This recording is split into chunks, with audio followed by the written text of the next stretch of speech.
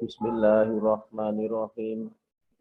Assalamualaikum warahmatullahi wabarakatuh. Sebelum memulai acara ini, marilah kita tundukkan kepala, hati dan jiwa kepada Allah Subhanahu wa taala untuk memohon keridhoannya atas apa yang akan kita lakukan pada siang hari ini. Alhamdulillahirabbil alamin. Wassalatu wassalamu ala asrofil anbiya'i wa mursalin wa ala alihi wa sahbihi ajma'in. Ya Allah yang maha pengasih lagi maha penyayang, segala puji kami panjatkan kehadirat-Mu. Peliharalah alam semesta ini. Ya Allah, kami agungkan nama-Mu, karena hanya Engkaulah Tuhan kami. Hanya kepadamu kami bersujud. Hanya kepadamu kami bersyukur, dan hanya kepadamu kami memanjatkan doa, serta memohon pertolongan. Allahumma ya Allah, ya Rabbana, ya Karim. Pada hari ini, Rumah Sakit Gondol Suwarno Ungaran mengadakan webinar awam tentang bagaimana mengatasi nyeri kepala. Ya Allah, kami mohon ridho-Mu dan kelancaran. Jadikanlah acara ini sebagai majelis ilmu yang bermanfaat bagi tenaga kesehatan dan masyarakat pada umumnya. Ya Allah yang Maha Agung, acara ini ditujukan tidak lain hanya untuk memperoleh ridho-Mu semata.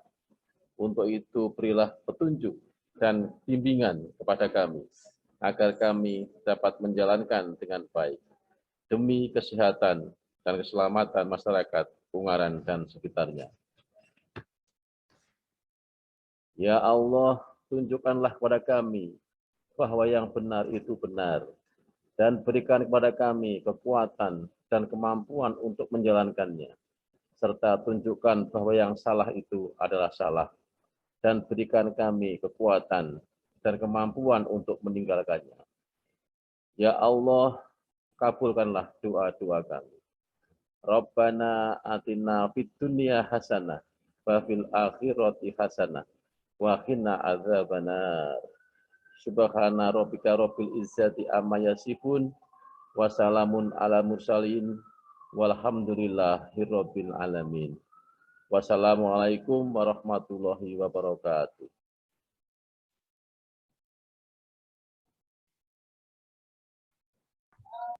Baik, untuk keluhan kepala, ini keluhan yang sangat umum terjadi. Kita mengenal banyak istilah untuk nyeri kepala. Bapak Ibu sekalian bisa mengeluhkan nyeri kepala ini sebagai berbagai macam keluhan. Ada yang merasa pusing, merasa cekot-cekot, merasa pening, puyeng, merasa ketat bagian kepala. Jadi keluhan ini bermacam-macam. Tapi manakah yang memang bagian dari nyeri kepala atau mana yang sebenarnya bukan dari nyeri kepala? Untuk keluhan ini, angka kejadian mencapai 93%. Artinya bahwa kalau kita mengumpulkan ada 10 orang begitu ya, itu 9 orang lebih pasti selama masa dia hidup pasti pernah mengalami paling tidak 1 kali keluhan nyeri kepala. Dan untuk jenis kelamin ternyata wanita disebutkan lebih banyak mengalami kejadian ini daripada pria. Kenapa? Nanti kita akan lihat di bahasan berikutnya.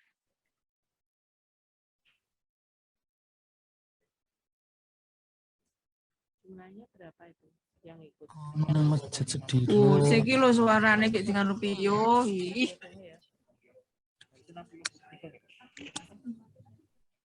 Mencari kota. Tilulan.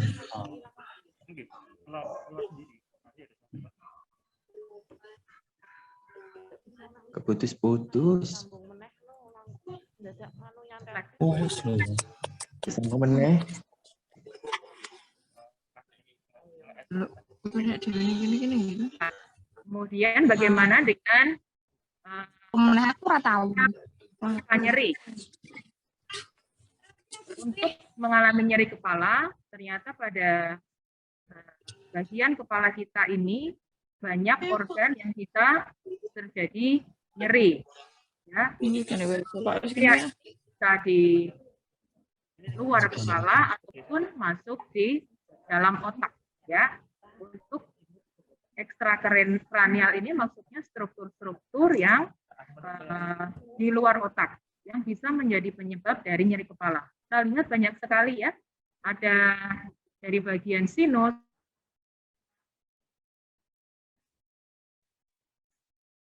kemudian gigi, pada sendi rahang, pada pembuluh darah, kemudian pada saraf otak sendiri, yang saraf ini sudah keluar dari otak ya. Kemudian untuk intrakranial itu maksudnya adalah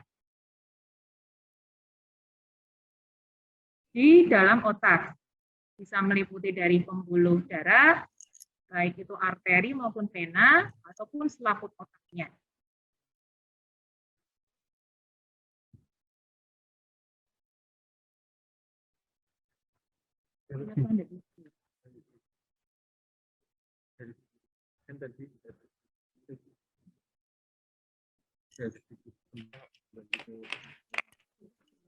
Ya, ini untuk ilustrasinya, tadi ya kita sebutkan area-area yang menjadi penyebab dari nyeri. Banyak sekali ya.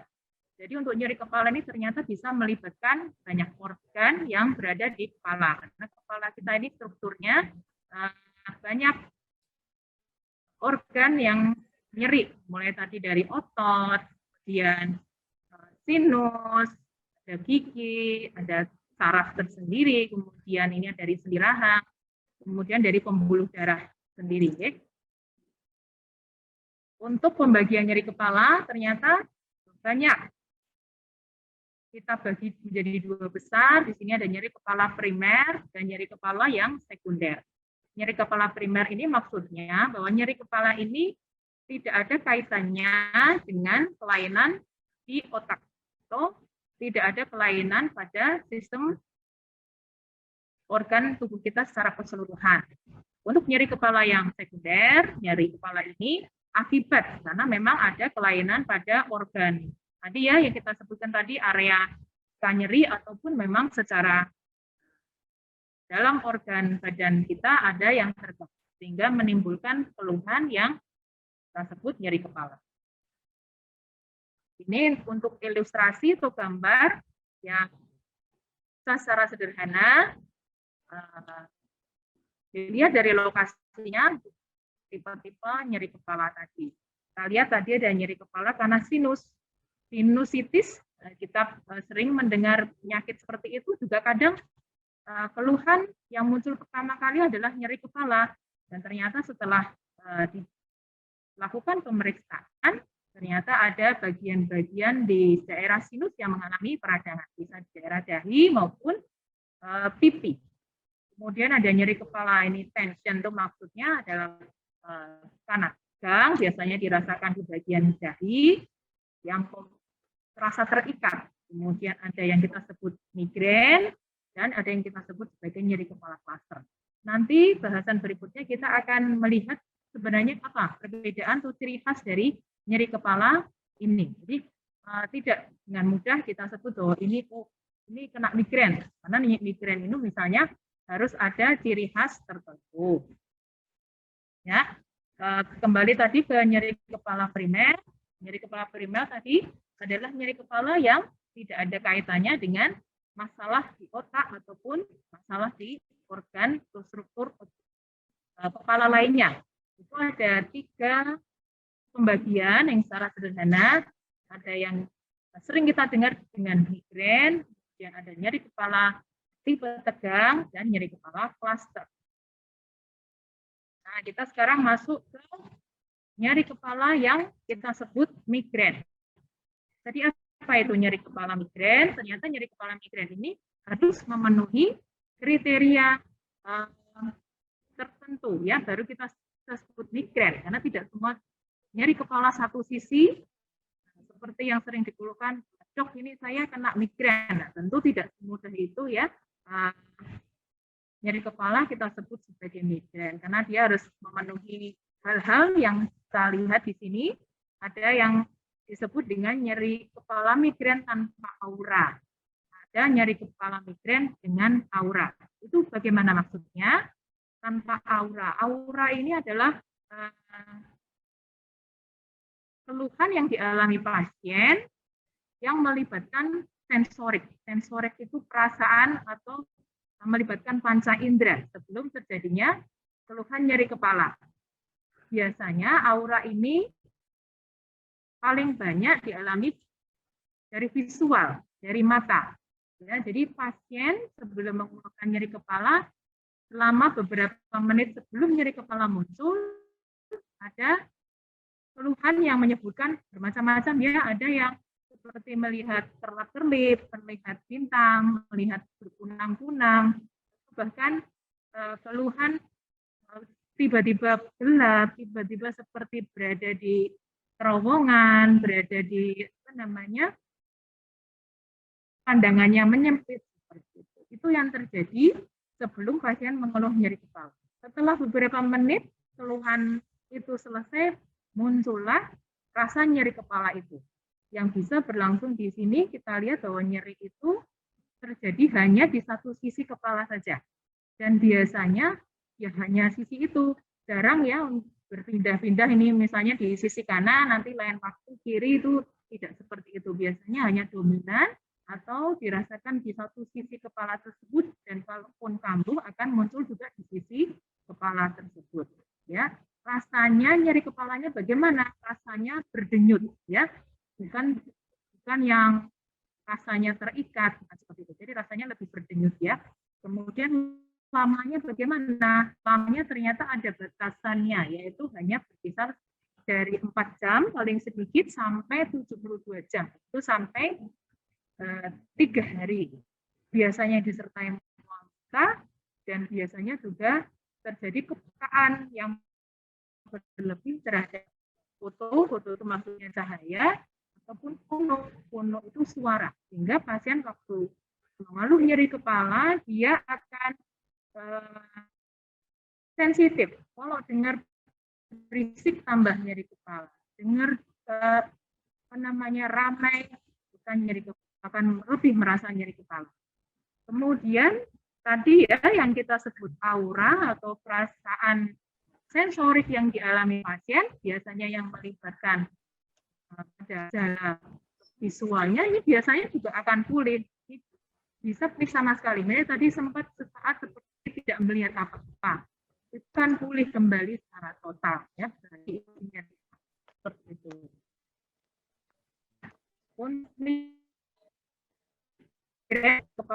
Ternyata terusnya banyak deh. Kita lihat di sini, ini beberapa yang kita bisa baca ya. Ini ada stres ya. Stres itu memang berkaitan dengan nyeri kepala. Bukan nyeri kepala apapun, salah satu faktor yang berpengaruh stres. Kemudian ada cahaya dari, kemudian kafein yang ataupun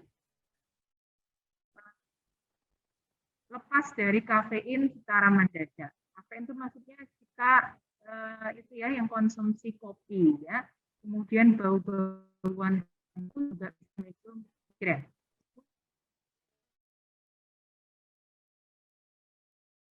Itu yang disebutkan di sini vitamin yang tinggi itu biasanya kita keju ya, kemudian makanan yang asam. Untuk obatan ternyata ada yang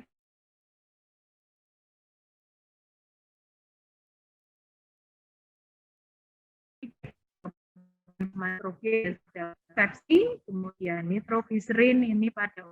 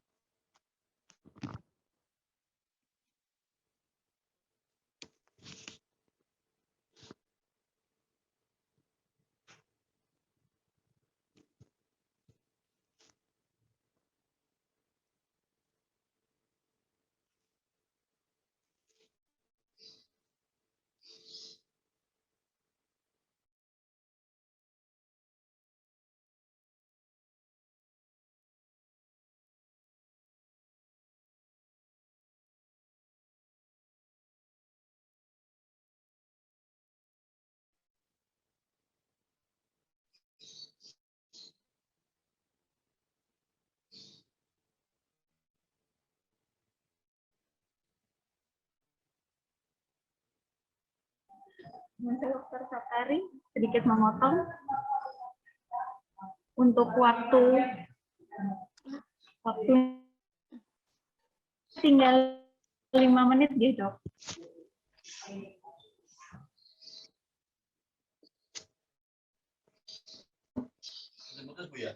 Putus-putus. Oh itu suaranya.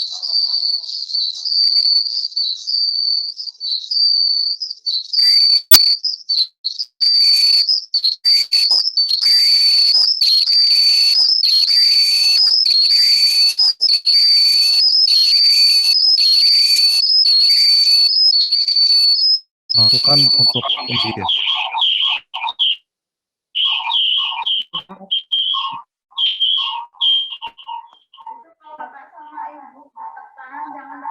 Alami nyeri kita berikan obat. Nah, kita masuk kepada nyeri kepala yang berikutnya, yaitu nyeri kepala tipe tegang. Ya, nyeri ini, nah ini sering terjadi sebenarnya karena dirasakan seperti tika, kemudian juga nyeri ini tidak memburuk dengan aktivitas, jarang sekali disertai mual muntah ya. Kita dialami selama beberapa hari, bahkan ada sampai 7 hari pasien mengalami nyeri kepala. Nyeri kepala tipe tegang memang bisa melibatkan perifer, artinya memang otot-otot di sekitar kepala yang akhirnya melibatkan nyeri di otak dan yang akhirnya nanti pasien jatuh pada kondisi nyeri yang kronik, artinya sering kambuh. Ini terapinya sebenarnya untuk nyeri, pertolongan pertama pasien bisa konsumsi obat-obatan sederhana ya. Berarti jika dengan konsumsi obat ternyata tidak ada perbaikan, ini harus segera menemui dokter. Ini nyeri kepala yang kronik kita sebut tadi, ternyata juga butuh penanganan selain obat. Karena kalau kronik itu sering kambuh. Jadi kita harus nanti akan dibahas di narasumber yang berikutnya untuk manajemen stres, bagaimana untuk melakukan fisioterapi, olahraga dan stretching. Ini kemudian nyeri kepala yang terakhir tadi ya, yang masuk golongan primer, yaitu nyeri klaster. Ini jarang ya, jarang sekali. Nyeri ini biasanya juga melibatkan keluhan pada mata dan hidung, sehingga sampai muncul ingus, mata yang berair, dan hidung yang terus memberat. Nyerinya termasuknya yang hebat. Nah, ini untuk gambarannya ya, nyerinya biasanya di satu sisi mata sampai ke hidung. Nyeri kepala tapi disertai mata terkait. Nyeri kepala klaster karena termasuk nyeri kepala hebat, sehingga pasien harus datang ke rumah sakit mendapatkan terapi yang sesuai. Ini pembagian ya secara sederhana tadi, ternyata memang semua punya ciri masing-masing. Apakah dia migrain, apakah dia klaster, apakah dia masuk tipe tegang. Semua dengan masing-masing. Kan dari lamas tangan pun kan sangat. Kita sedikit membahas nyeri kepala sekunder. Kalau nyeri kepala ini sebenarnya juga dia organ di dalam kepala yang terlihat sekali ya. Karena yang masuk ini COVID ya. Jelas ini ternyata juga pasien mengalami gejala.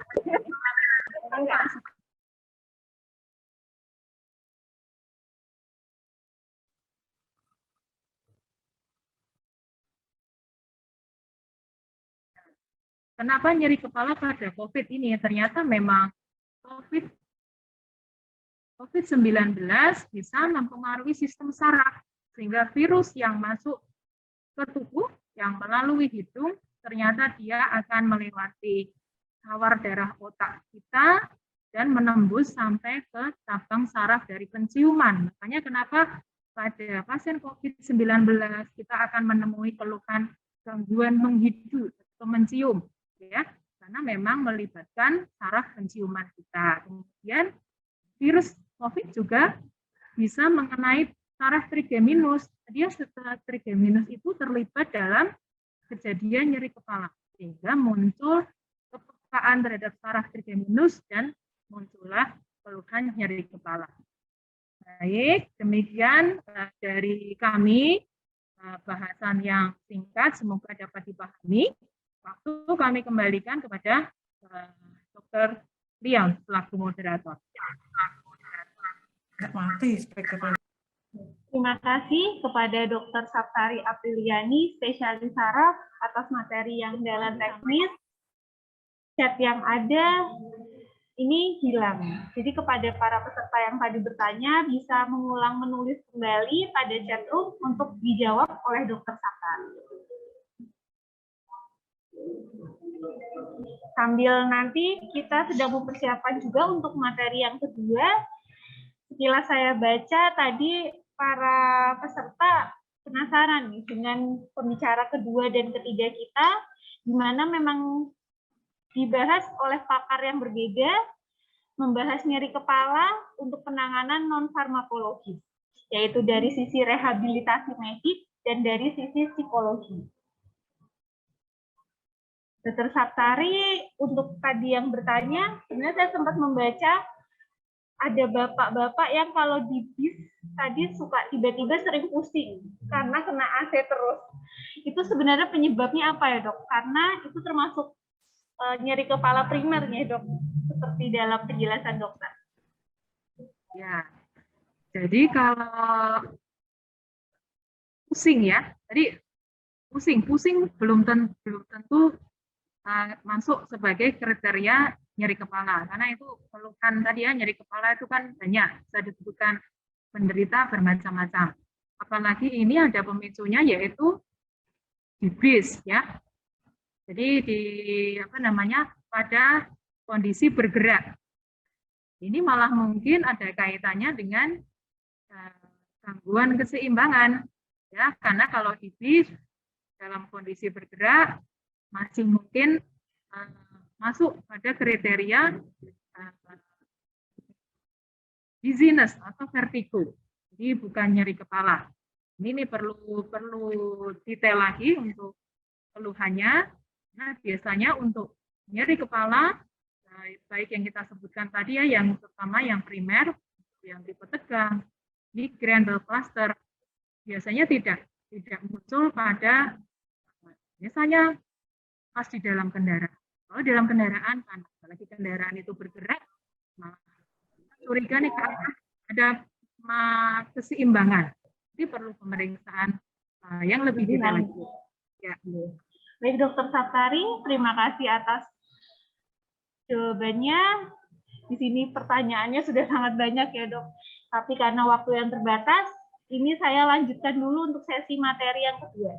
Sesi materi yang kedua akan disampaikan oleh Dr. Endang Erwinanti, SPKFR. Beliau adalah dokter spesialis kedokteran fisik dan rehabilitasi di Rumah Sakit Umum Daerah Dr. Gondosuwarno Ungaran. Dengan judul materi, memperbaiki postur dan mengurangi nyeri kepala. Sebelumnya, saya akan membacakan CV dari Dr. Endang.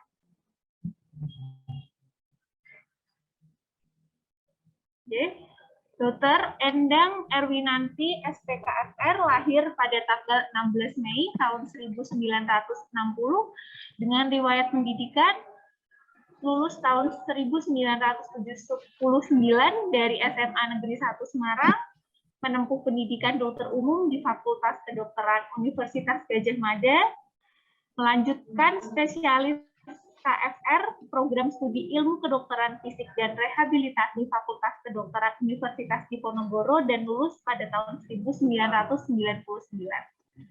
Riwayat pekerjaan beliau menjadi PNS dokter umum atau kepala puskesmas di Kabupaten Semarang pada tahun 1988 sampai 1995.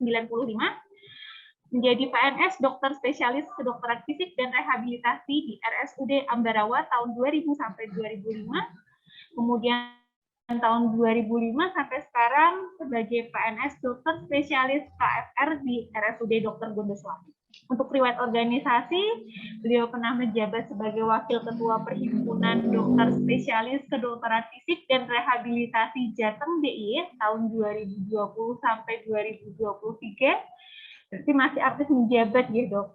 Sebagai Ketua Komite Mutu di Rumah Sakit Umum Daerah Dr. Gondoswarno Ungaran, sebagai Wakil Ketua Komite Medik Rumah Sakit Umum Daerah Dr. Gondoswarno Ungaran, dan menjadi Kepala Instalasi Rehabilitasi Medik di RSUD Dr. Gondoswarno Ungaran.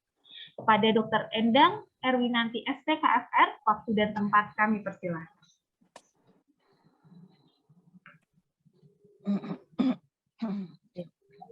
Terima kasih moderator, waktu yang pada saya akan nyoba share screen.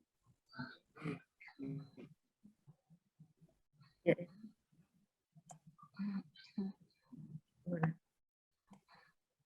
Halaman itu.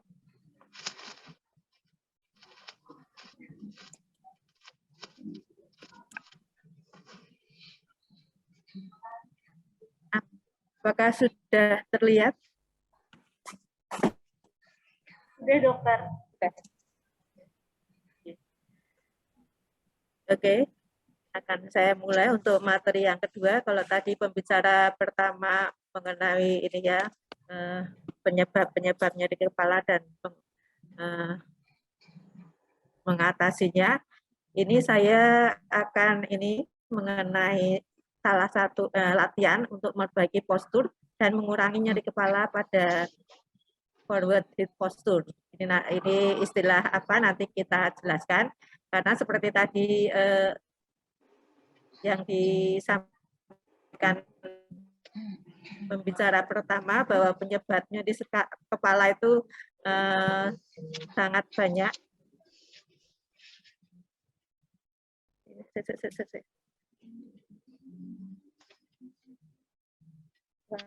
Rasanya sudah.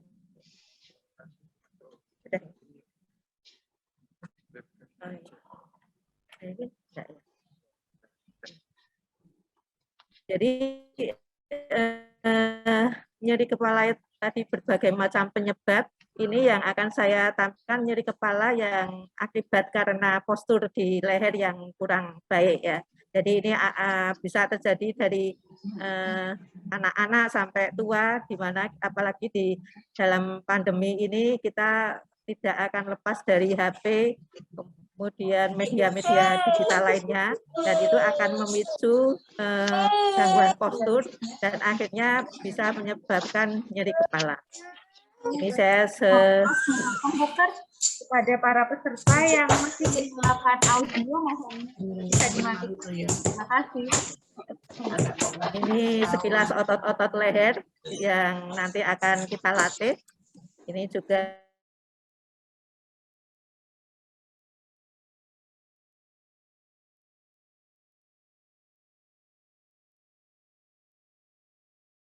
Dokter Endang, audionya mohon dinyalakan dahulu, dokter. Terima kasih. Maaf, postur, apa yang disebut postur adalah keselarasan tulang belakang dengan struktur leher, kepala, bahu, lengan, tungkai, dan kaki. Jadi ini penting sekali kita mengetahui apa itu postur ya, karena ini sangat berpengaruh terhadap keluhan-keluhan yang ada di dalam yang ada hubungannya dengan postur, termasuk nyeri kepala. Kemudian mempertahankan postur yang benar akan membantu mengurangi nyeri kepala dan leher. Ini postur di kepala ya.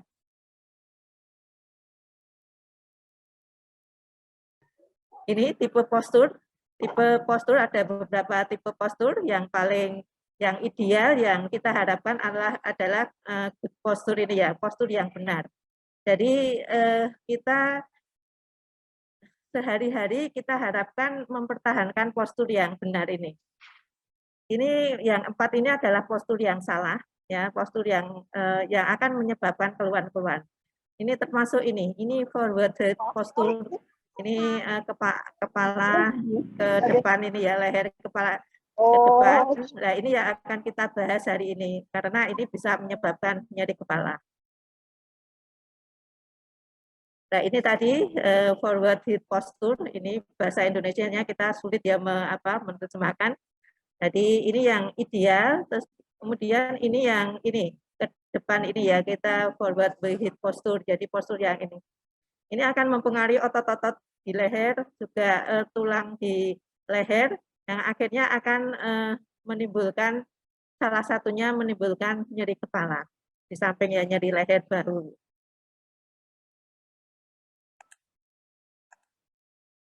Penyebab faktor risiko forward head posture atau FHP. Salah satunya adalah beban kerja otot-otot leher bahu. Jadi ini ya, kita sehari-hari pasti akan mengalami seperti ini. Penggunaan komputer, HP, tablet yang terus-menerus. Ini karena kita memang tidak bisa lepas dari media digital ya, apalagi dalam pandemi, termasuk kita webinar ini ya mau tidak mau harus di depan komputer, dan memang itu kita mengurangi kerumunan. Tapi hati-hati dengan postur kita. Kemudian penyebab lainnya adalah postur leher dan lengan yang statis. Ini yang kita lakukan kalau kita di depan komputer terus-menerus. Nah, itu harus makanya nanti ada latihannya. Kemudian duduk yang lama. Kemudian ini saat pandemi, WFH, work from home maupun school from home, mengakibatkan kurang gerak dan penggunaan media digital semakin meningkat dan dalam waktu lama. Ini bisa memicu adanya ini postur yang kurang baik dan akhirnya bisa menyebabkan keluhan di leher maupun kepala. Dan sehari-hari kita alami. Kemudian dampak, kalau ini dibiarkan terus-menerus, pasti akan ada dampak atau akibatnya, yaitu yang tadi nyeri kepala, kemudian dari migrain, nyeri leher dan bahu, menurunnya kapasitas pernafasan karena dengan posisi seperti tadi pasti akan lama-lama akan mengganggu pernafasan juga, terus gangguan koordinasi, gangguan keseimbangan, karena leher itu kan dekat, leher atas kan dekat dengan kepala. Bagaimana upaya mengatasi FHP ini ya, forward head posture? Meningkatkan kesadaran postur. Ini salah satunya, ini penting sekali. Jadi kita saat duduk, saat berdiri harus sadar postur yang benar itu bagaimana. Kemudian postur duduk yang baik, seperti kita sedang ini, semua yang ada di sini pasti di depan laptop atau HP, yang kita harus tahu postur yang baik itu bagaimana, biar tidak terjadi keluhan di kemudian hari. Kemudian stasiun kerja yang ergonomis, jadi ini duduknya gimana, letak HP-nya gimana, letak komputernya bagaimana, itu akan mempengaruhi kalau salah, kurang ergonomis akan memicu keluhan-keluhan yang seperti kita sebutkan tadi. Kemudian nanti ada ini upaya mengatasinya, ada latihan otot-otot leher dan bahu, nanti kita akan ada videonya, peregangan maupun penguatan. Ini meningkatkan kesadaran postur. Kita setiap aktivitas harus sadar dengan postur. Maksudnya postur yang benar itu bagaimana. Ini umpamanya ini yang ini salah ya.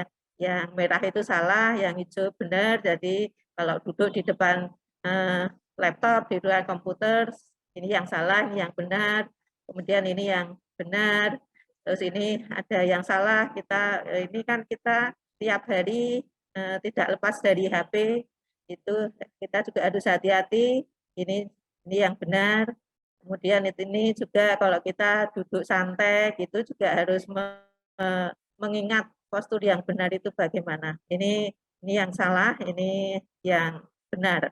Kalau postur yang salah akan memicu keluhan yang di leher maupun kepala. Ini kita yang sehari-hari kita di depan laptop, di depan komputer harus hati-hati dengan apa? Ini ya, posisi duduk kerja dengan postur yang benar dan ergonomis. Mohon maaf, Misalnya, Dr. Endang memotong sedikit, mengingatkan untuk waktu Ya. presentasi Ya. tinggal 7 menit. Oke, bagian atas dari layar sebaiknya berada pada level mata, jarak layar sekitar 16-36 inci ya. Jadi kalau gampangnya selengan ini ya. Jadi ini, kemudian berikan sandaran kursi, sesuaikan ketinggian kursi, posisi siku, pinggul, lutut ditekuk 90 derajat, tinggi keyboard sebaiknya memungkinkan lengan rileks ya. Posisi pergelangan tangan lurus, kaki sebaiknya beristirahat nyaman di atas lantai. Setiap 2 jam kita lakukan peregangan. Mari kita anukan videonya.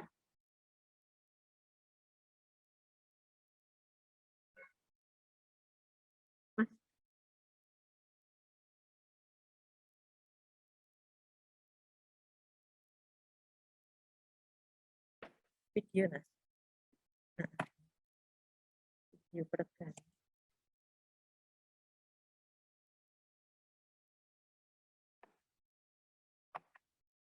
Peregangan dulu, peregangan dulu. Yang peregangan. Ini ada 2 video.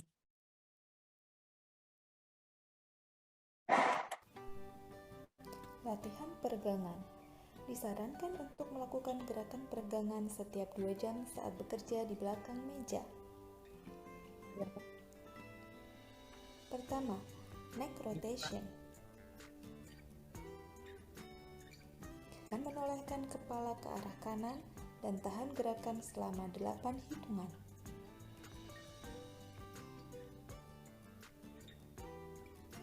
Lanjutkan dengan gerakan menolehkan kepala ke arah kiri dan tahan gerakan selama 8 hitungan. 2. Back and forward bend.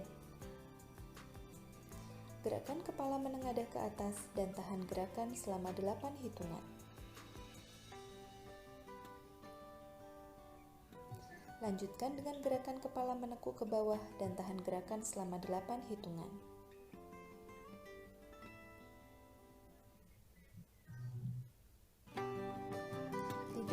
Neck rotation 360 derajat. Gerakan kepala memutar 360 derajat secara perlahan ke arah kanan dengan 8 hitungan.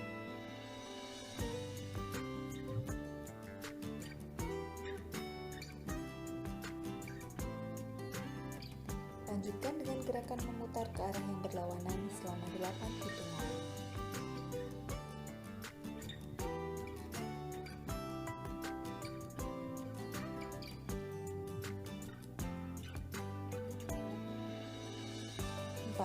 Shoulder shrug.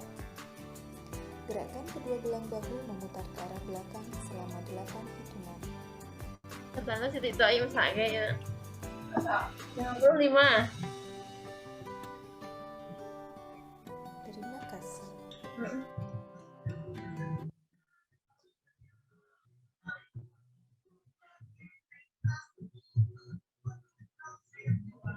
Latihan untuk mengurangi keluhan nyeri kepala dan nyeri mata. Sitting chin tuck. Posisikan jari telunjuk dan tengah di depan dagu.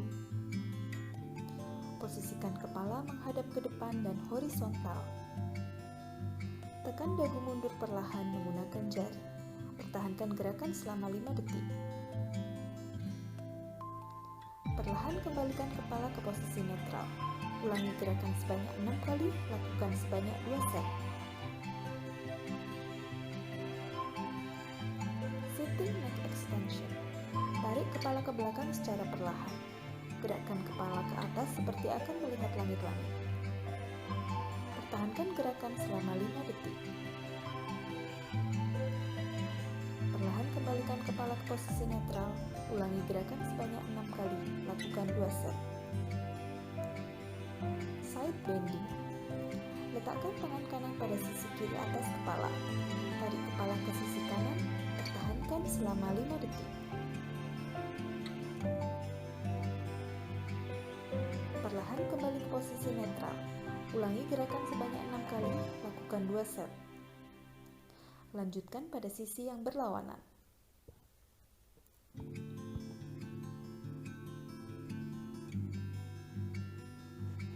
neck rotation. Tarik kepala ke belakang secara perlahan. Putar kepala sehingga menoleh ke sisi kiri. Pertahankan gerakan selama 5 detik. Perlahan kembali ke posisi netral. Ulangi gerakan sebanyak 6 kali, lakukan 2 set. Lanjutkan pada sisi yang berlawanan.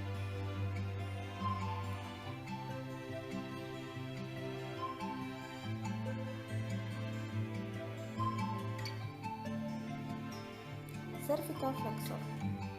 Letakkan kedua tangan pada dahi. Dahi menekan telapak tangan dengan gerakan seperti mengangguk, namun tanpa terjadi gerakan.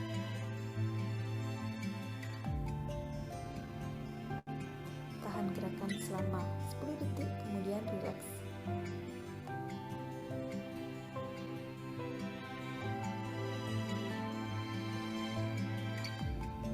Cervical extensor. Letakkan kedua tangan pada belakang kepala. Kepala menekan ke telapak tangan dengan gerakan seperti melihat ke atas, namun tanpa gerakan. Hitung selama 10 detik untuk menahan gerakan, lalu rileks.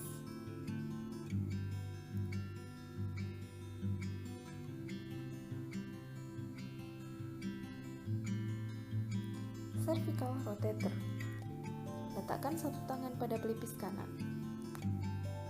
Kepala menekan ke telapak tangan seperti memutar kepala ke arah bahu, namun tanpa gerakan.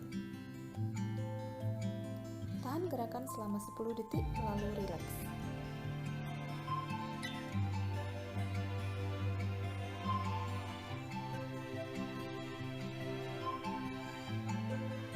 Lakukan pada arah sebaliknya.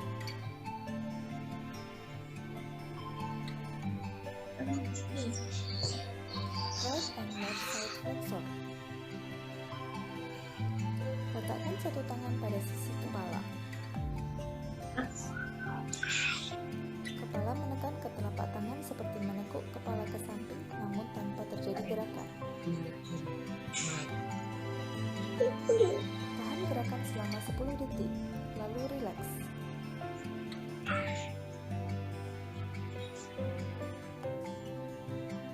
Lakukan pada arah sebaliknya.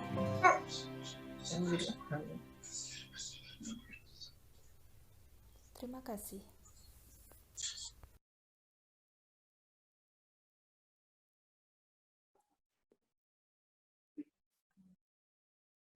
Sekian materi dari saya dan saya kembalikan kepada moderator. Terima kasih. Terima kasih kepada Dr. Endang Erwinanti, SPKFR, atas materinya yang sangat menarik. Setelah melihat materi Dr. Endang, kita otomatis akan langsung memperbaiki posisi duduk kita untuk mengurangi nyeri kepala.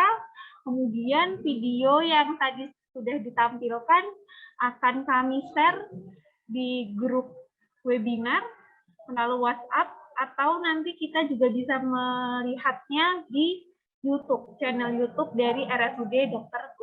Guntur Suwarno. Nah, baiklah, kita langsung saja untuk memasuki materi yang terakhir yang tidak kalah menarik dari 2 sesi sebelumnya. Sesi ketiga ini akan disampaikan oleh Ibu Mahsunah Ariyanti, MPSI Psikolog.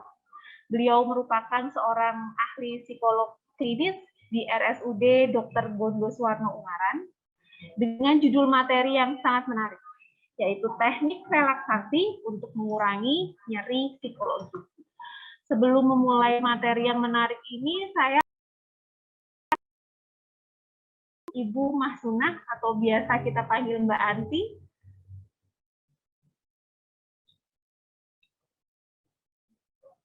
Oke. Nama lengkap Mahsunah Ariyanti, MPSI Psikolog, lahir pada tanggal 8 Januari 1992, menempuh pendidikan S1 Psikologi di Fakultas Psikologi Universitas Diponegoro, lulus tahun 2014, melanjutkan pendidikan S2 Profesi Psikolog, Fakultas Psikologi dan Ilmu Sosial Budaya Universitas Islam Indonesia, lulus tahun 2018.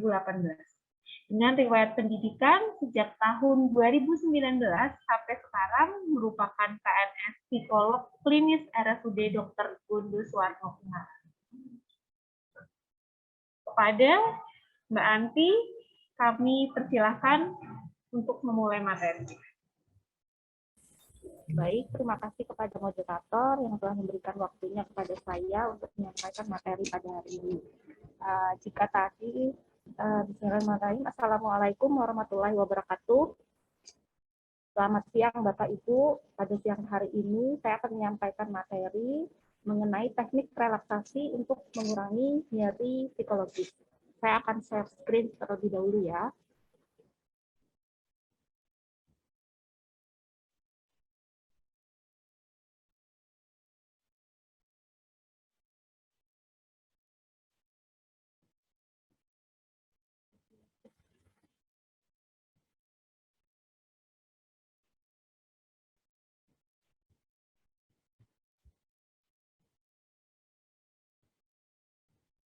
Baik, apakah sudah terlihat?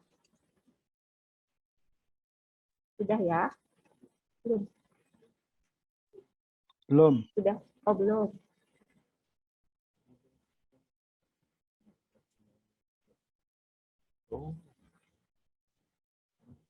Sudah.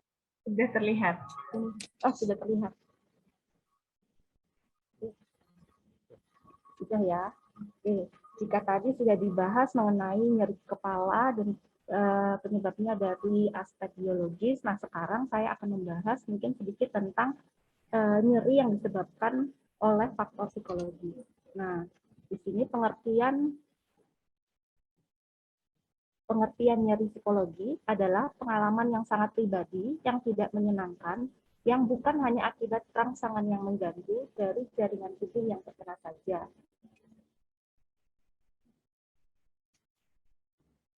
Tetapi banyak hal lain ikut menentukan, salah satunya adalah faktor psikologis.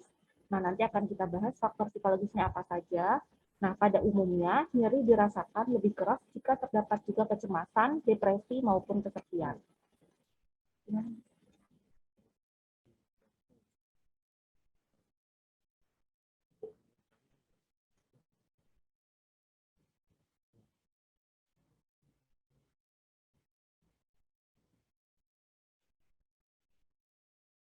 PPT-nya terlihat apa tidak Bapak Ibu? Terlihat? Terlihat ya, saya lanjutkan. Nah, di sini aspek psikologisnya ada apa saja. Yang pertama faktor sosial ekonomi, yang mana mungkin yang pertama sosial ekonomi ini apakah ada problem pekerjaan, mengenai mungkin apakah ada konflik dengan atasan atau rekan kerja. Kemudian ekonomi, apakah ada kesukaran ekonomi, seperti itu. Kemudian faktor perkawinan, ini di dalamnya termasuk masalah hubungan antara suami istri, apakah ada konflik, perceraian, atau kekerasan. Sedangkan faktor kesehatan, ini bisa dilihat apakah ada penyakit menahun yang mana di dalamnya ada ketakutan akan kematian, atau penyakit yang menakutkan, atau penyakit-penyakit cacat bawaan, seperti itu. Kemudian yang keempat, ada faktor psikologi. Faktor psikologi ini terkait dengan apakah ada gangguan kecemasan, depresi, atau gangguan penyesuaian. Nah, ini adalah kriteria pasien dengan gangguan neuropsikologi. Yang pertama, pasien yang mengeluh tentang badannya, tetapi melalui pemeriksaan fisik dan laboratorium tidak ditemukan penyakit organik yang dapat menyebabkan gejala-gejala tersebut. Jadi misalkan pasien mengeluhkan sakit pada jantungnya seperti itu, tapi ternyata setelah dilakukan pemeriksaan baik fisik maupun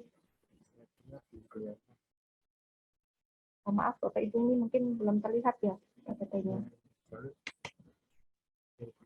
Ya, belum terlihat nanti. Saya ulang untuk share screen-nya.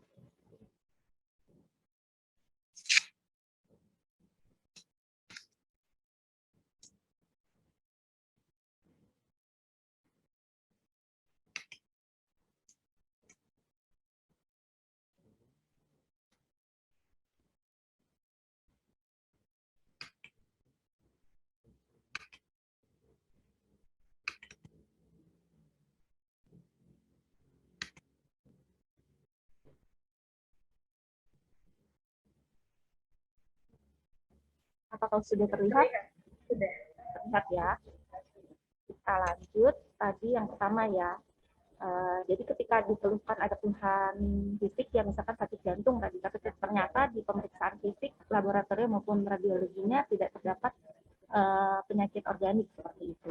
Kemudian yang kedua, terdapat kelainan organik, tapi terdapat juga gejala lain yang timbul bukan disebabkan penyakit organik itu, tetapi karena faktor psikologis. Misalkan pasien pasca operasi di tangan kiri, misalkan ya, kemudian muncul keluhan, ternyata tangan kanannya juga sakit, seperti itu. Ternyata itu bisa masuk karena faktor psikologis. Kemudian yang ketiga, murni karena gangguan psikologis. Gangguan ini nampak jika rasa nyeri semakin hebat dengan adanya suatu konflik atau problem psikologis. Nah, ini jelas ketika ada konflik, maka perasaan nyeri atau penyakitnya mulai muncul, seperti itu.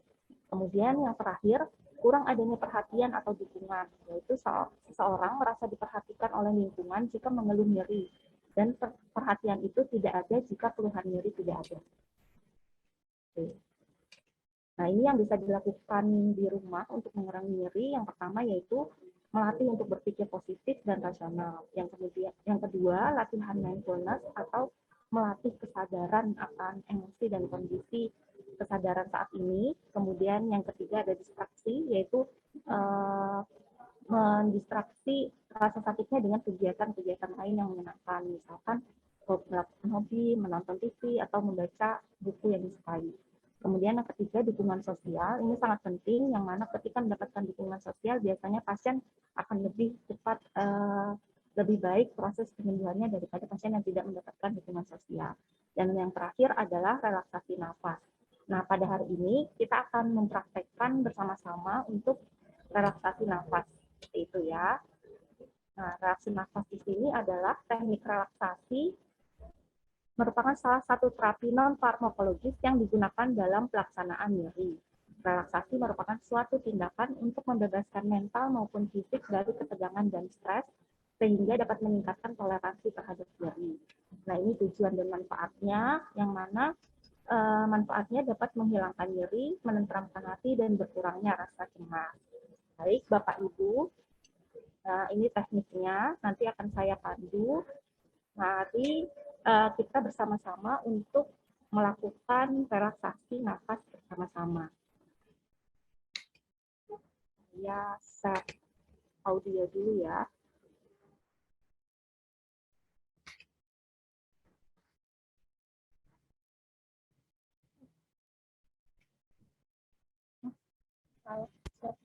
Share video.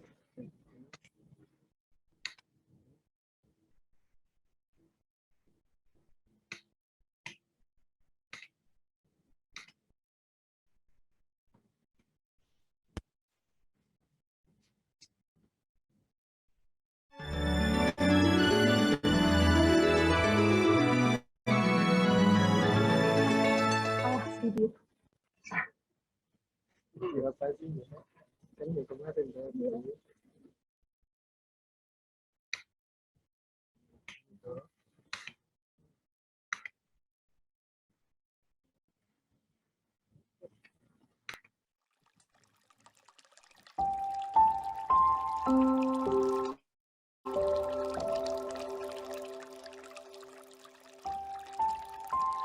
Baik, Bapak Ibu, mari kita praktekkan untuk teknik relaksasi nafas pada hari ini. Suara saya terdengar ya? Bapak Ibu boleh memposisikan diri untuk melakukan relaksasi nafas. Yang mana sebelum melakukan relaksasi, kita minum air putih terlebih dahulu. Kemudian berdoa kepada Tuhan Yang Maha Esa untuk kesembuhan yang Anda harapkan. Sekarang, posisikan tubuh Anda pada posisi yang aman dan nyaman. Anda bisa melakukan relaksasi ini dengan duduk ataupun berbaring. Sekarang letakkan kedua tangan Anda di atas pusar dengan tangan kanan di atasnya. Silakan pelan-pelan Anda menutup kedua mata Anda. Tarik nafas secara perlahan. Kemudian keluarkan secara perlahan. Setiap tarikan nafas membuat Anda semakin rileks, semakin santai, dan semakin nyaman. Sekarang Anda bisa fokus pada nafas Anda. Coba tarik nafas yang dalam, tahan sebentar, keluarkan lewat mulut. Pelan, panjang. Sekali lagi tarik nafas yang dalam, tahan sebentar, keluarkan lewat mulut. Sambil membiarkan tubuh Anda semakin rileks. Rasakan bagian tubuh Anda menjadi santai dan rileks. Dan bayangkan rasa nyaman mengisi seluruh bagian tubuh Anda. Sekarang tarik nafas yang dalam. Tahan sebentar.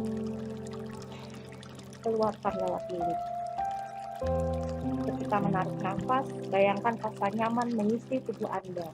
Dan ketika mengeluarkan nafas, bayangkan Anda mengeluarkan rasa sakit yang Anda rasakan. Sekali lagi tarik nafas yang dalam. Tahan sebentar. Keluar. Ketika menarik nafas, bayangkan rasa nyaman mengisi tubuh Anda. Dan ketika mengeluarkan nafas, bayangkan Anda mengeluarkan sakit yang Anda rasakan. Sekali lagi, tarik nafas yang dalam. Tahan sebentar. Keluarkan dalam. Sekarang tubuh Anda merasa lebih rileks, lebih santai, dan lebih nyaman.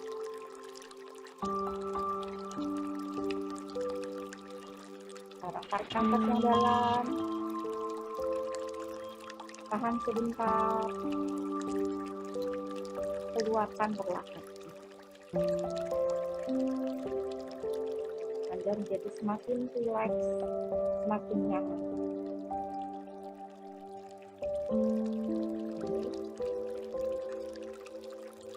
Biasa, hitungan ketiga Anda boleh membuka kedua mata Anda. 1, 2, 3. Sudah selesai ya Bapak Ibu. Nah, teknik ini bisa dilakukan sebanyak 7 kali.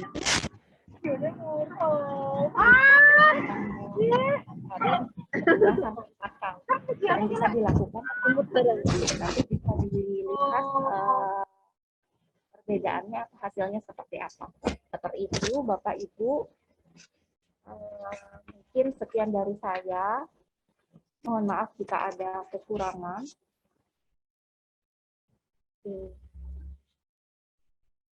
Mohon maaf jika ada kekurangan. Terima kasih atas antusiasmenya. Nanti jika ada pertanyaan akan kita bahas di sesi tanya jawab. Baik, terima kasih. Assalamualaikum warahmatullahi wabarakatuh. Saya kembalikan kepada moderator. Waalaikumsalam warahmatullahi wabarakatuh. Terima kasih kepada Ibu Mahsunah atas materi yang telah diberikan. Pada Bapak Ibu, setelah mendengarkan materi relaksasi, diharapkan tetap semangat ya. Karena tadi suara airnya bisa bikin ngantuk untuk siang ini. Baiklah, karena sudah ada 3 pemateri yang menyampaikan materi-materi yang sangat menarik, maka kita akan memasuki sesi yang terakhir, yaitu sesi tanya-jawab. Di sini kita sudah ada pertanyaan untuk Dr. Endang pada room chat. Ini pertanyaan oleh Ibu Sulistiowati, Dok. Beliau bertanya, terima kasih atas materinya dari Dr. Endang. Saya Sulistiowati dari Langansari mau bertanya. Kalau kita bangun tidur, kadang kepala merasa pusing dan leher kaku. Apakah ini disebabkan oleh posisi tidur kita yang salah? Kalau orang Jawa bilangnya salah tidur. Mohon dijawab Dr. Endang, waktu dan tempat kami persilahkan. Oke. Terima kasih atas pertanyaannya dari Ibu Sulistiawati. Memang penyebab tadi atau nyeri kepala itu kembali memang penyebabnya banyak sekali. Oke, tapi monggo kita kira-kira apa bisa memang posisi tidur yang salah itu bisa juga menyebabkan kemeng-kemeng leher, kepala itu bisa aja di rehab medik juga banyak pasien-pasien yang gitu ya sebenarnya karena salah posisi tidur.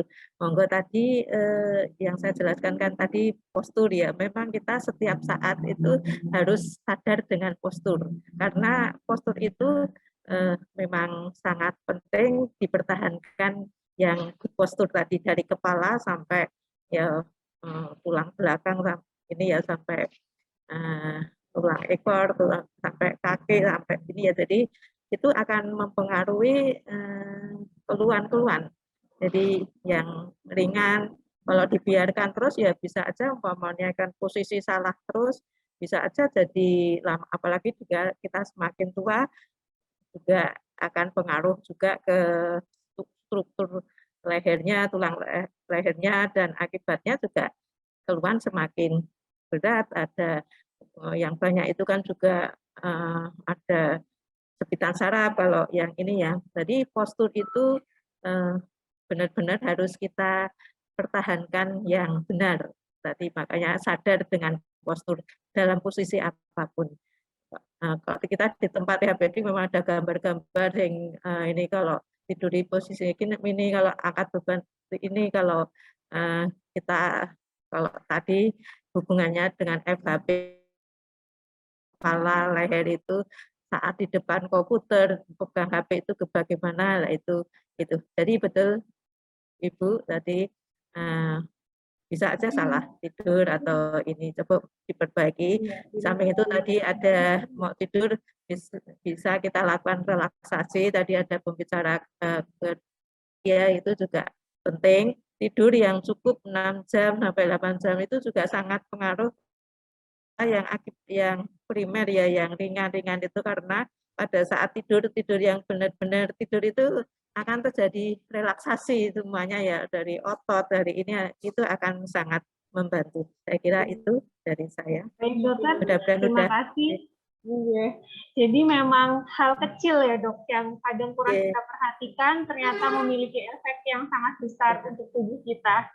Kadang suka sering bungkuk dikit, ternyata itu kedepannya bikin otot-otot kaku yang bikin mengganggu kegiatan sehari-hari.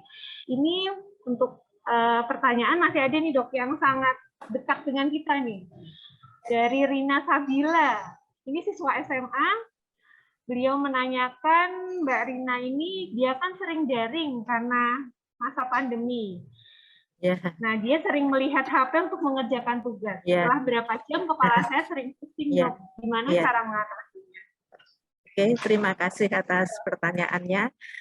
Sesuai tadi materi saya, memang kita dalam era digital ini tidak akan lepas dari HP, dari laptop, dari komputer. Saya pun juga demikian. Jadi apalagi di masa pandemi memang kita harus dari anak SD pun harus school work from kan gitu ya. Jadi mau tidak mau kita harus memakai media digital untuk daring ya, karena kalau berkerumun juga risiko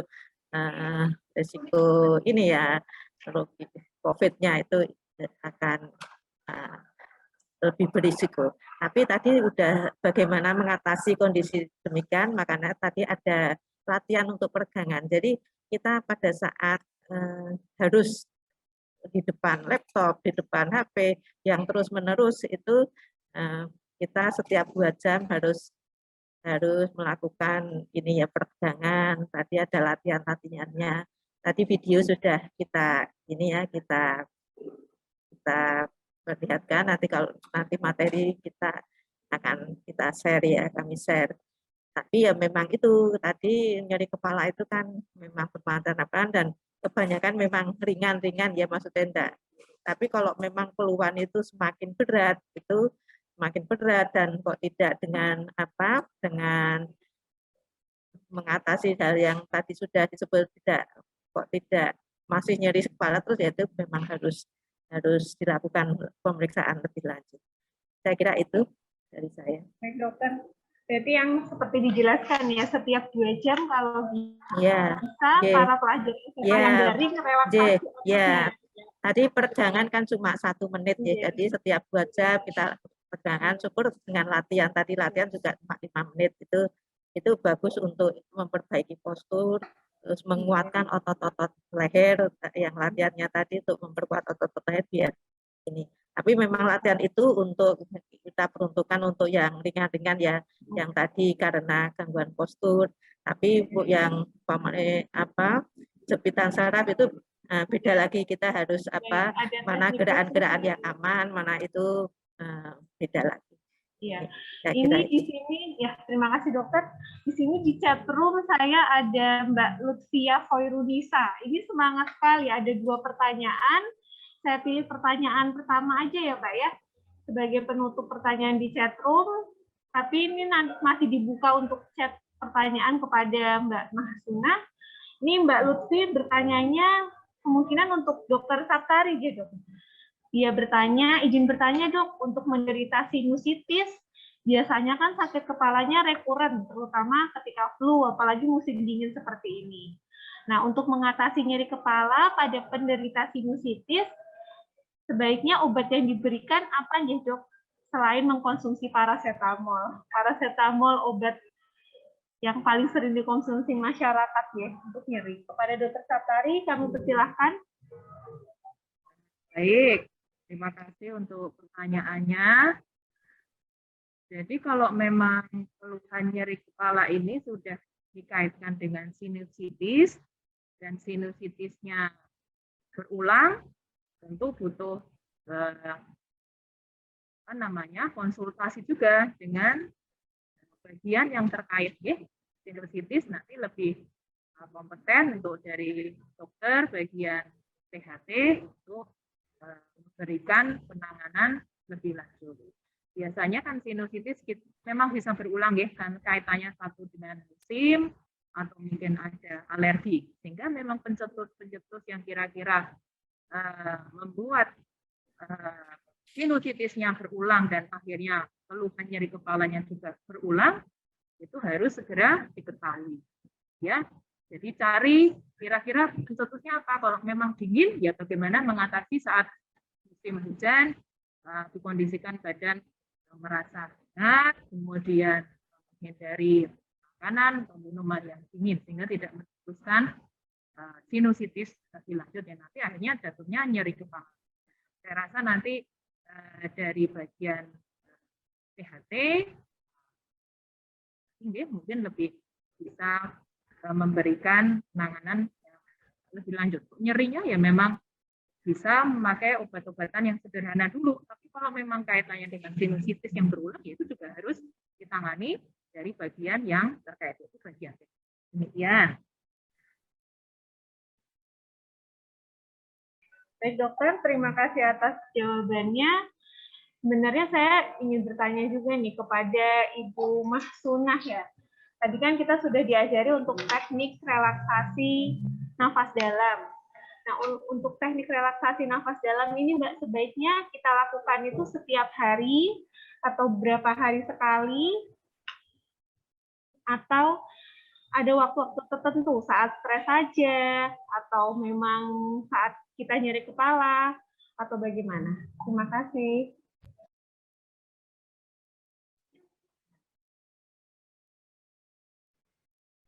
Baik, terima kasih pertanyaannya Mbak Lia. Ini pertanyaannya tadi kapan digunakan relaksasi nafas ya, seperti itu ya. Ya, jadi sebenarnya ini bisa dilakukan siapa aja, nggak harus nyeri kepala atau nggak harus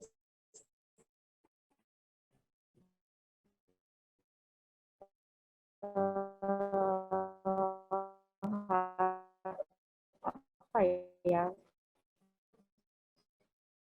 Jadi ini bisa dilakukan untuk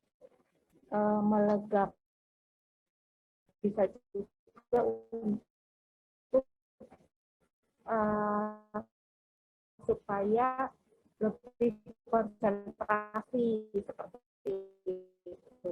Jadi bisa ini juga bisa dilakukan ketika kita ngerasa cemas, konsentrasi depan, gitu ya. Cemas ini juga dilakukan. Gitu. Tapi kalau misalkan ada keluhan nyeri, ada seperti itu, nah itu dilakukan.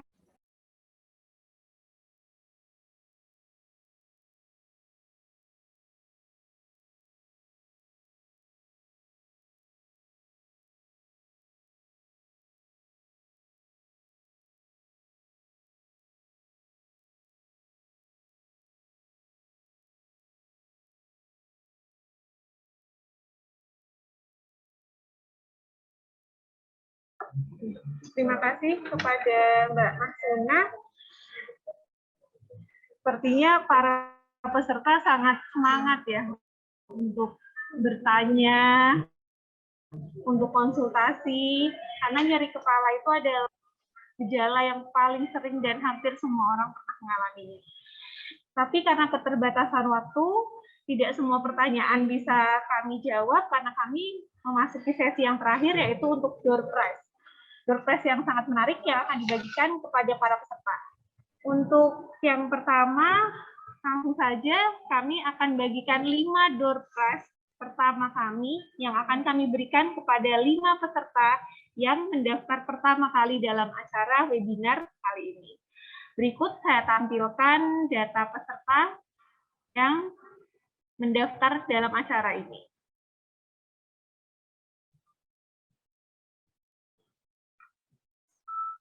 Sudah terlihat ya, ini adalah 5 peserta yang mendapatkan 5 door prize pertama kami kepada Bapak Sukamto, Ibu Eko, Ibu Veronica, Ibu Katarina, dan Ibu Siti.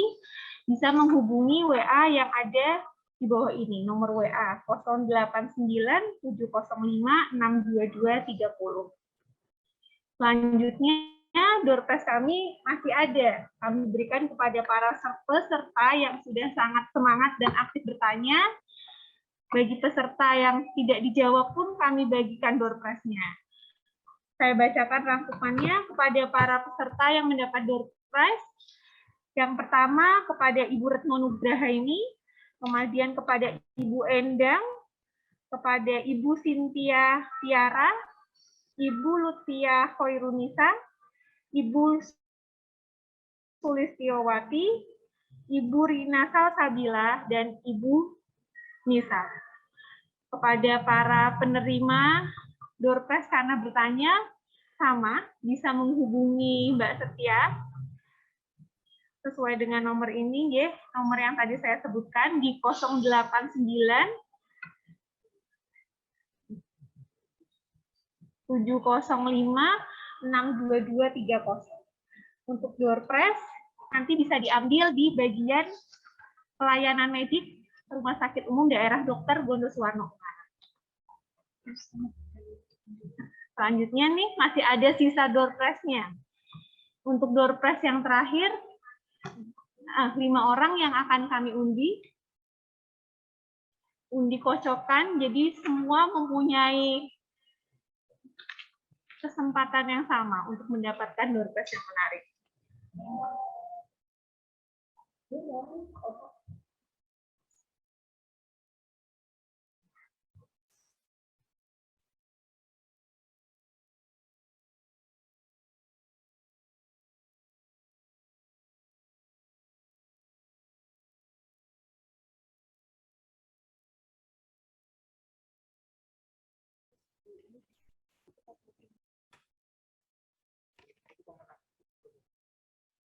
Selamat kepada pemenang yang diundi hari ini.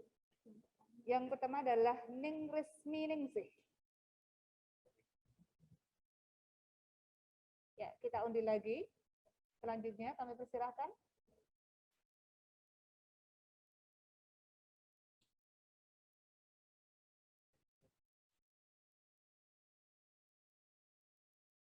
Yang kedua, yang mendapatkan undian dan berhasil mendapatkan door prize dari penyelenggara adalah Niken.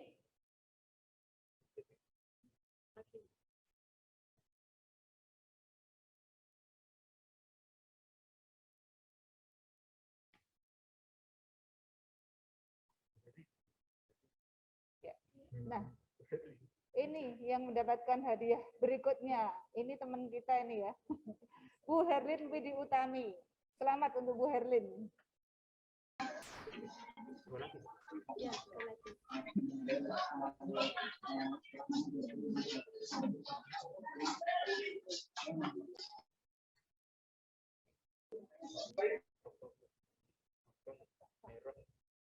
Ya, undian yang keempat yang mendapatkan adalah Sulistyowati. Dan masih ada satu yang terakhir. Silahkan diundi. Yang akan mendapatkan door prize pada kesempatan siang hari ini adalah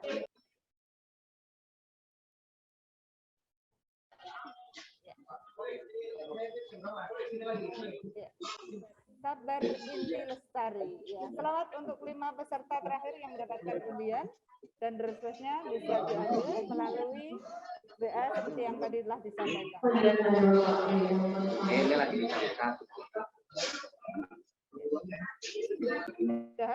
Dapat dihubungi dengan WA nomor 089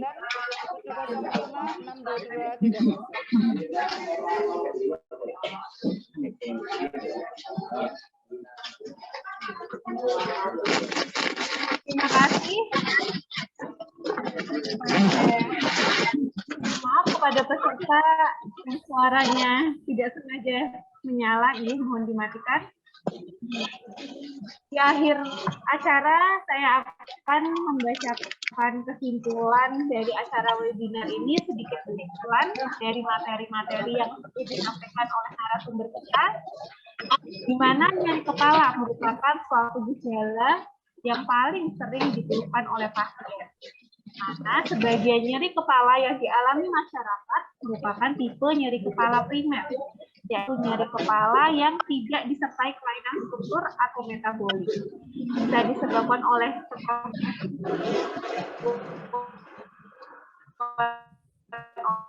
otot. Kepala bisa dibagi menjadi 2 terapi farmakologis dengan obat-obatan dan terapi non-farmakologis berupa penanganan di bidang rehabilitasi medik, salah satunya dengan melakukan teknik memperbaiki postur, maupun dari sisi psikologi dengan teknik relaksasi nafas dalam. Alhamdulillah, seluruh rangkaian acara telah selesai. Saya ucapkan terima kasih kepada para narasumber yang telah memberikan ilmunya kepada kita, kepada Dr. Saptari Apriliani, SPF, Dr. Endang Erwinanti, SPKFR, dan kepada Ibu Mahsunah MR. Terima kasih juga kepada Bapak Ibu peserta yang sangat semangat dan semua pihak yang telah berpartisipasi atas tercapainya acara. Dan sebelum kegiatan ini berakhir, kami akan melakukan sesi foto via Zoom. Jadi kepada para peserta bisa dinyalakan untuk kamera videonya.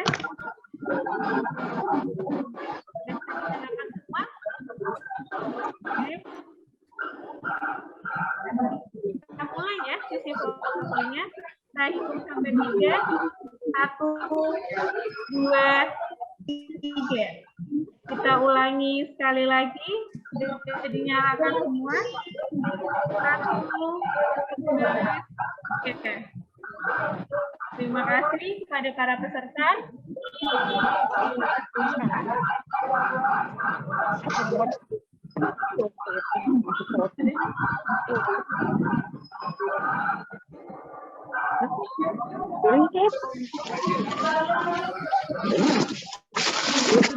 Semuanya siap di depan kamera. Saya hitung.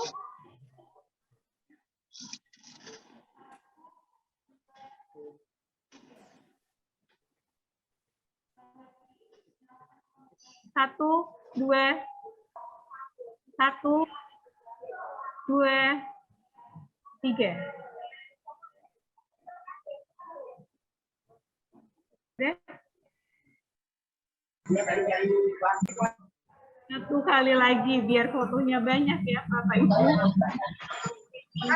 Terakhir. 1, 2, 3.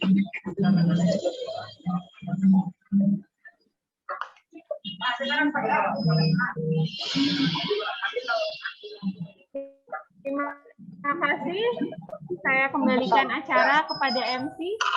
Untuk MC kepada Ibu Umi, sudah tempat saya persilahkan. Terima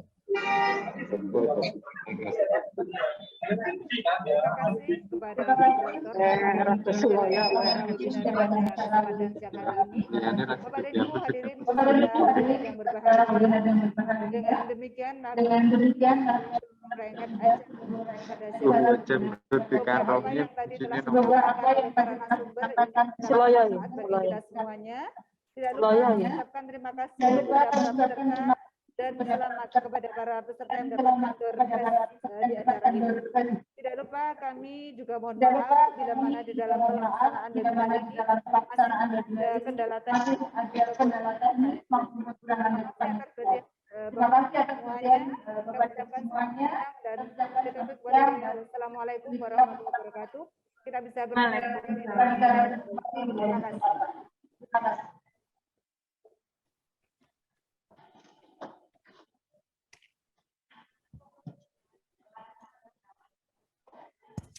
Terima kasih.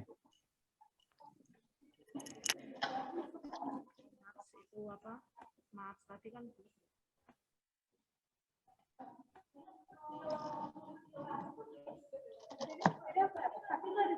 baru sih di chat room. Anu aja Mbak, tapi aku lebih. Oh, ini